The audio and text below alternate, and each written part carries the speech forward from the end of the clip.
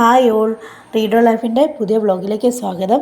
ഞാൻ ഇന്ന് പറയാൻ പോകുന്ന വിഷയം ഞാൻ എങ്ങനെയാണ് സ്ട്രെസ്സിനെ മറികടന്നതെന്നുള്ളതാണ്. അപ്പോൾ നമ്മൾ ഈ നാട്ടിലോട്ട് വന്ന സമയത്ത് ഞാൻ ഫേസ് ചെയ്ത വലിയൊരു പ്രശ്നം എന്ന് പറയുന്നത് ഒറ്റപ്പെടലായിരുന്നു. ഒറ്റപ്പെടൽ എന്ന് വെച്ച് കഴിഞ്ഞാൽ നമ്മളുടെ ഫാമിലി മൊത്തത്തിൽ അങ്ങ് അവോയ്ഡ് ചെയ്തു, സോഷ്യലി അങ്ങ് എക്സ്ക്ലൂഡ് ചെയ്തു എന്ന് പറയാം. എൻ്റെ പേരൻസ് ആണെങ്കിൽ പോലും തുടക്കത്തിൽ എന്നോട് സംസാരിക്കത്തില്ലായിരുന്നു. പിന്നീടാണ് ഒരു കമ്മ്യൂണിക്കേറ്റ് ചെയ്യാനൊക്കെ തുടങ്ങിയത്. ഈ ബന്ധുക്കളാണെങ്കിൽ ഇപ്പോഴും നമ്മളോട് സഹകരിക്കുന്നൊന്നുമില്ല. അപ്പോൾ ആ ഒരു ഒറ്റപ്പെടൽ എന്ന് പറഞ്ഞ സംഭവം എന്നെ സംബന്ധിച്ചിടത്തോളം ഭയങ്കര ബുദ്ധിമുട്ടായിരുന്നു. അതിന് ഓവർകം ചെയ്യാന്ന് പറയുന്നത് ഞാൻ ശരിക്കും സ്ട്രഗിൾ ചെയ്തൊരു സംഭവമായിരുന്നു. പിന്നെ അതുപോലെ തന്നെ രണ്ടാമത്തെ ഏറ്റവും വലിയ പ്രശ്നം എന്ന് പറയുന്നത് സാമ്പത്തിക ബാധ്യതയായിരുന്നു. നമ്മൾ പിന്നെ സാമ്പത്തികമായിട്ട് എല്ലാ രീതിയിലും തകർന്നടിഞ്ഞ അവസ്ഥയായിരുന്നു. അപ്പോൾ അതിൽ നിന്നൊക്കെ എങ്ങനെയാണ് ആ സ്ട്രെസ്സൊക്കെ ഓവർകം ചെയ്തതെന്നുള്ള ടിപ്സാണ് ഞാനിപ്പോൾ നിങ്ങൾക്ക് പറയാൻ പോകുന്നത്.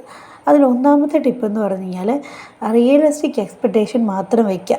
അതായത് പിന്നെ ഈവൻ ബന്ധങ്ങളുടെ കാര്യത്തിലാണെങ്കിൽ പോലും നമ്മൾ ഒരിക്കലും അൺറിയലിസ്റ്റിക് ആയിട്ട് ചിന്തിക്കാൻ പാടില്ല. അതായത് പിന്നെ എനിക്കൊരു വിചാരം ഉണ്ടായിരുന്നു, എൻ്റെ ബന്ധുക്കളൊക്കെ എന്നെ സമാധാനിപ്പിക്കും, സാന്ത്വനിപ്പിക്കും, വിളിക്കും എന്നൊക്കെ. അങ്ങനെ ഞാൻ അങ്ങനത്തെ എക്സ്പെക്റ്റേഷനൊക്കെ വെച്ച് ഞാൻ കുറേ കാലമൊക്കെ കരഞ്ഞു വിഷമിച്ചൊക്കെ നടന്നു. കുറച്ച് കഴിയുമ്പോൾ എനിക്ക് മനസ്സിലായി അങ്ങനെയൊന്നും ഉണ്ടാകത്തില്ല. അപ്പോൾ പിന്നെ ഞാൻ ആ എക്സ്പെക്റ്റേഷനൊക്കെ വിട്ടു. പിന്നെ അതുപോലെ തന്നെ നമുക്ക് വന്ന സമയത്ത് നമുക്ക് നാട്ടിൽ പിന്നെ അധ്വാനിച്ച് നഷ്ടപ്പെട്ട എല്ലാം ഉടനടി വീണ്ടെടുക്കാം എന്നൊക്കെയുള്ള ചിന്ത ഉണ്ടായിരുന്നു. പക്ഷേ അതും കുറച്ച് കഴിയുമ്പോഴത്തേക്ക് എനിക്ക് മനസ്സിലായി നമുക്ക് വീണ്ടെടുക്കാൻ പറ്റും, കുഴപ്പമൊന്നുമില്ല. പക്ഷേ അതിന് അതിൻ്റേതായിട്ടുള്ള ടൈം കൊടുക്കണം. നമ്മൾ വീണ്ടെടുക്കണം എന്നുള്ള ഭയങ്കരമായിട്ടുള്ള ആവേശത്തിൻ്റെ പുറത്ത് ഓവർ സ്ട്രെസ് അടിച്ചു കഴിഞ്ഞാൽ അത് നമ്മുടെ ആരോഗ്യം തന്നെ കില്ല് ചെയ്യത്തുള്ളൂ. അപ്പോൾ ഒരിക്കലും അൺറിയലിസ്റ്റിക് ആയിട്ടുള്ള എക്സ്പെക്റ്റേഷൻ വെക്കരുത്. കാരണം നമ്മുടെ ജീവിതം പണ്ടത്തെ പോലല്ല എന്നുള്ളത് നമ്മളാണ് അത് തിരിച്ചറിയേണ്ടത്. പിന്നെ രണ്ടാമത്തെ കാര്യം എന്ന് പറഞ്ഞു കഴിഞ്ഞാൽ ഓപ്പണായിട്ട് നമ്മൾ കമ്മ്യൂണിക്കേറ്റ് ചെയ്യണം. എല്ലാ അർത്ഥത്തിലും നമ്മൾ ഓപ്പൺ അപ്പ് ചെയ്യണം. ഇപ്പം അത് നിങ്ങളുടെ സുഹൃത്തുക്കളാണെങ്കിൽ സുഹൃത്തുക്കൾ, ബന്ധുക്കളാണെങ്കിൽ ബന്ധുക്കൾ, ആരോടാണ് നിങ്ങൾക്ക് കൂടുതൽ അടുപ്പമുള്ളത് അവരോട് നിങ്ങളുടെ ഇമോഷൻസ് പറയണം. ഒരിക്കലും പറയാതെ സപ്രസ് ചെയ്ത് വെക്കരുത്. വെച്ച് കഴിഞ്ഞാൽ അത് ഭയങ്കര അപകടമാണ്. പിന്നെ അതേപോലെ തന്നെ അടുത്തത് ഒരു റൂട്ടീൻ സെറ്റ് ചെയ്യണം. ഇപ്പോൾ നമുക്ക് ചെയ്യാൻ പ്രത്യേകിച്ച് പണികളൊന്നും കാണത്തില്ല, പക്ഷേ എന്നാൽ പോലും നമ്മളൊരു റൂട്ടീൻ സെറ്റ് ചെയ്ത് അതിനനുസരിച്ചിട്ട് മുന്നോട്ട് പോയാൽ മാത്രമേ നമുക്ക് നമ്മളുടെ ഒരു ഡിപ്രഷൻ ഒരു സ്റ്റേജിനെ ഓവർകം ചെയ്യാൻ പറ്റത്തുള്ളൂ.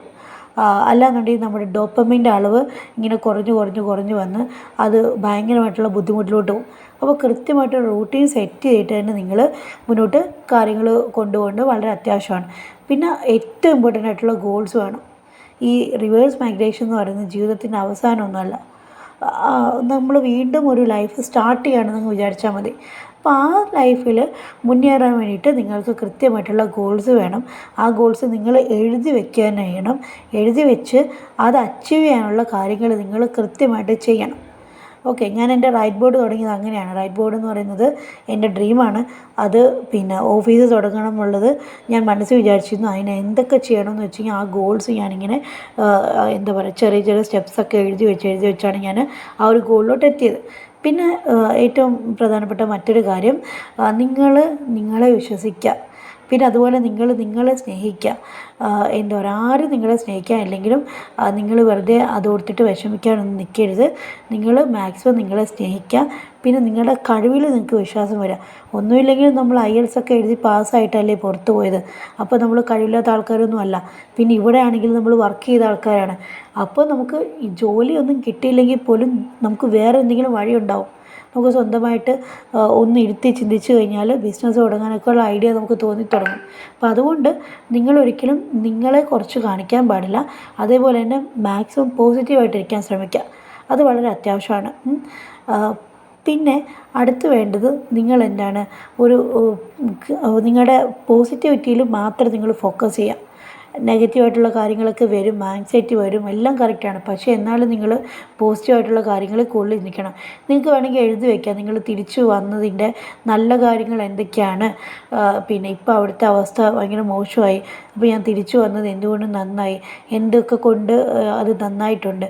ഇപ്പം കുട്ടിയുടെ കാര്യങ്ങളാണെങ്കിൽ കുട്ടിയുടെ കാര്യം ഇവിടെ നാട്ടിൽ വന്ന ശേഷം സപ്പോർട്ട് സിസ്റ്റം ഉണ്ടായി, അല്ലെങ്കിൽ കുട്ടിക്ക് കളിക്കാൻ കൂടുതൽ ആൾക്കാരുണ്ടായി, അതൊക്കെ പോസിറ്റിവിറ്റിയാണ്. അപ്പോൾ അത്തരം പോസിറ്റീവ് ആയിട്ടുള്ള കാര്യങ്ങൾ നിങ്ങൾ മസ്റ്റായിട്ടൊരു ഗ്രാറ്റിറ്റ്യൂഡ് ജേർണലിൽ എഴുതി വയ്ക്കണം. ഓക്കെ, പിന്നെ ഇതൊന്നും വർക്കൗട്ട് ആയില്ല എന്നുണ്ടെങ്കിൽ ഡെഫിനറ്റ്ലി നിങ്ങൾ ഒരു സൈക്കോളജിസ്റ്റിനെ കാണണം. അതിൽ യാതൊരുവിധ നാണക്കേട് വിചാരിക്കേണ്ട. കാരണം സ്ട്രെസ്സ് നിങ്ങൾക്ക് താങ്ങാൻ പറ്റാത്തതാണെന്ന് തോന്നിക്കഴിഞ്ഞാൽ മെൻ്റൽ ഹെൽപ്പ് എടുക്കുന്നതിൽ യാതൊരുവിധ കുഴപ്പമില്ല. നിങ്ങൾ മെഡിക്കൽ ഹെൽപ്പ് എടുക്കുന്നത് കൊണ്ട് നിങ്ങളെ ആരും ജഡ്ജ് ചെയ്യൊന്നുമില്ല. പിന്നെയും ജഡ്ജ് ചെയ്താലും എന്താണ്, അത് പോയി പണി നോക്കാൻ പറ. കാരണം നമ്മളുടെ ജീവിതം നമ്മളാണ് ജീവിക്കുന്നത്. നമ്മുടെ ആരോഗ്യവും നമ്മുടെ സന്തോഷവും എല്ലാം നമ്മുടെ മാത്രം ഉത്തരവാദിത്തമാണ്. അതിൽ വേറെ ആർക്കും ഉത്തരവാദിത്തമില്ല. അപ്പോൾ നിങ്ങൾക്ക് സ്ട്രെസ്സ് താങ്ങാൻ വയ്യാന്നുണ്ടെങ്കിൽ നിങ്ങൾ ഡെഫിനറ്റ്ലി ഒരു സൈക്കോളജിസ്റ്റിൻ്റെ ഹെൽപ്പ് എടുക്കണം. ഇപ്പോൾ അയാൾ പറയുകയാണ് നിങ്ങൾക്ക് തെറാപ്പി കൊണ്ട് മാത്രം പറ്റൂല, നിങ്ങൾക്ക് മെഡിസിൻ എടുക്കണം എന്ന് പറഞ്ഞു കഴിഞ്ഞാൽ അതും എടുക്കണം. അല്ലാതെ നിങ്ങൾ അതൊരിക്കലും നോ പറയാൻ പാടില്ല. അപ്പോൾ ഇത്രയൊക്കെയാണ് എനിക്ക് പറയാനുള്ള ടിപ്സ്. ഇത് ഇഷ്ടപ്പെട്ടെന്നുണ്ടെങ്കിൽ നിങ്ങൾ ലൈക്ക് ചെയ്യണം, സബ്സ്ക്രൈബ് ചെയ്യണം, അതുപോലെ നിങ്ങളുടെ കമൻറ്റ്സ് അറിയിക്കുകയും വേണം കേട്ടോ. അപ്പോൾ ബൈ ബൈ.